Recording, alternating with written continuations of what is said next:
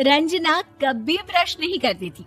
उसे कितनी बार उसके माँ बाप ने डांटा, लेकिन उसका कोई असर उस पर होता ही नहीं था, जिस कारण से उसके दांत पीले पीले हो जाते हैं। शादी के बाद अरे बहू, वैसे तो तुझ में कोई कमी नहीं है, पर तेरे दांत इतने पीले कैसे हैं बेटा? कैसे मतलब? कोई सर्जरी थोड़ी ना कराई है। वो तो क्या नाम, मैं ब्रश नहीं करती थी तो पीले हो गए। अब क्या करूं? आप कहें तो लाल करवा लूं या फिर काले? यार ये क्या है, क्यों माँ से लड़ रही हो? लड़ रही हूँ? अरे मैं लड़ रही हूँ या ये बोल रही है कि दांत पीले हैं, पीले। अरे तपस्या थोड़ी ना की है इन्हें पीले करने के लिए।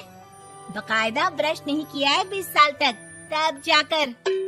छी, कैसी बात कर रही हो? ये उस वक्त तो पीले नहीं थे जब हम लोग तुम्हें देखने आए थे। अरे तब साफ करवा लिया होगा डेंटिस्ट के पास जाकर। अब देखो कैसे पीले पीले लग रहे हैं।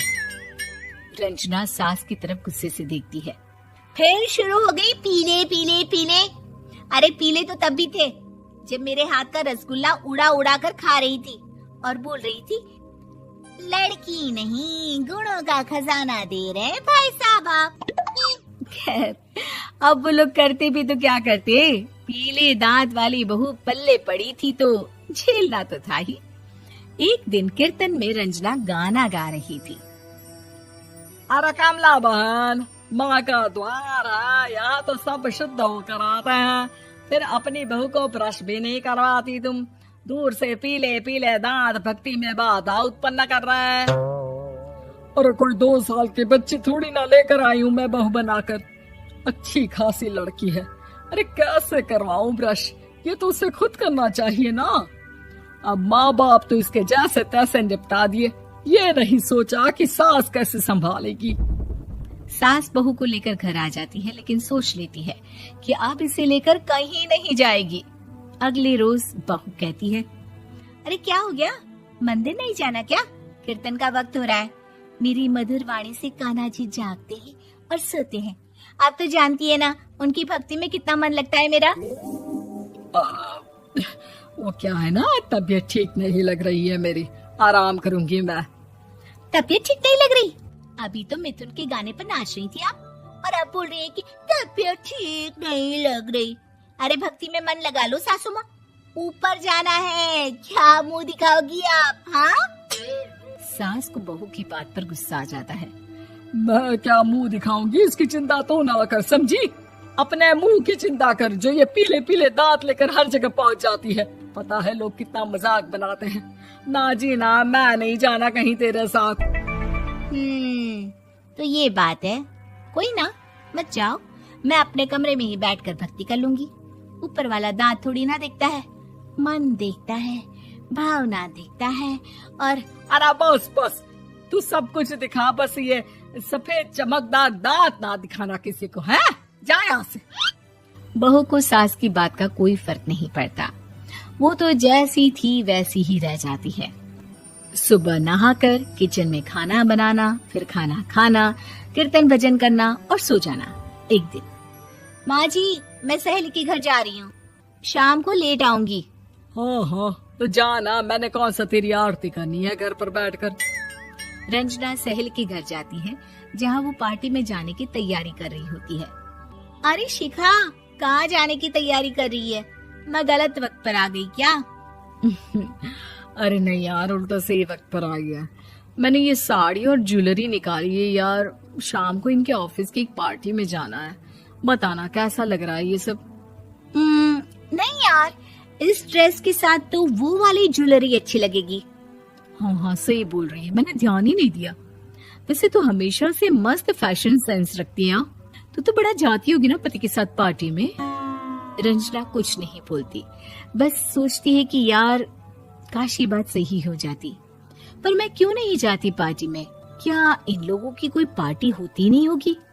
रंजना घर आती है और रात में पति से सवाल करती है, एक बात बताइए, आप मुझे किसी पार्टी में क्यों नहीं ले जाते? क्या आपके यहाँ ऑफिस में पार्टी नहीं होती? पति बेचारा क्या कहता कि दांत पीले हैं तुम्हारे इसलिए। अरे कोई पार्टी होती नहीं हम लोगों के ऑफिस में, तो कहाँ से लेकर जाऊं?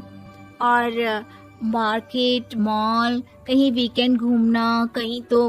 अरे यार, सारे हफ्ते में एक छुट्टी मिलती है, तो सोचता हूँ कि आराम ही कर लूं। क्यों? रंजना मन मार के रह जाती है। पहले कभी सास के साथ मंदिर जाया करती थी, लेकिन वो भी सास ने ले जाना बंद कर दिया। घर बैठी बैठी रंजना बोर हो जाती है। तभी उसे आइडिया आता है और वो मायके जाने का सोचती है। सासू माँ, 2 दिनों के लिए मम्मी के घर जा रही हूँ। अच्छा ठीक है, आराम से जा। और हाँ, माँ से कुछ अच्छी आदत सीख कर आना कि कैसे शरीर के हर भाग की तरह दांतों की सफाई भी जरूरी होती है, समझी? शुरू हो गई ना आप। वो लोग आपकी तरह नहीं है कि छोटी छोटी बात का बतंगड़ बना दे। उन लोगों के लिए मैं मायने रखती हूँ, ना कि मेरे पीले पीले दांत। रंजना माँ को बिना बताए उन लोगों को सरप्राइज देती है, लेकिन जैसे ही वो दरवाजे पर पहुंचती है, अंदर देखती है कि घर वाले कहीं जा रहे होते हैं। अब माँ, काश रंजना दीदी के दांतों वाली प्रॉब्लम नहीं होती, तो वो भी हम लोगों के साथ चलती ना बुआ जी की बेटी की शादी में। हाँ बेटा, लेकिन अब उसे कौन समझाए कि उसको उसके पीले दांत नहीं दिखते, लेकिन उसके आसपास के लोगों को कितना एम्बैरेसिंग फील कराते हैं। मुझे तो कितनी बार उसके स्कूल की टीचर ने शिकायत की कि उसके साथ कोई लड़की बैठना भी नहीं चाहती, और ना ही कॉलेज में कोई उससे बात करना चाहता था। लेकिन पता नहीं क्यों उसे ये बात समझ में ही नहीं आती। कोई कमी नहीं है उस लड़की में, बस यही कि दांत पीले हैं। वो तो भला हो जीजाजी और उनकी माँ का, जो दीदी को जैसी है वैसे ही रखा हुआ है। रंजना को अपने घर वालों की बात सुनकर बहुत दुख होता है। वो सोचती है कि वो क्या करे, लेकिन फिर वो सीधा डेंटिस्ट के पास जाती है, अपने दांत चमकाती है और कसम खाती है कि वो रोज ब्रश करेगी। अरे क्या हो गया?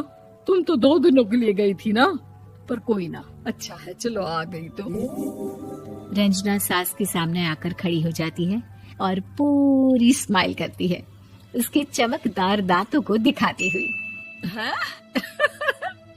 चले मंदिर। माँ, मुझे माफ कर दीजिए, मैंने आप लोगों को बहुत एम्बैरेसिंग फील करवाया।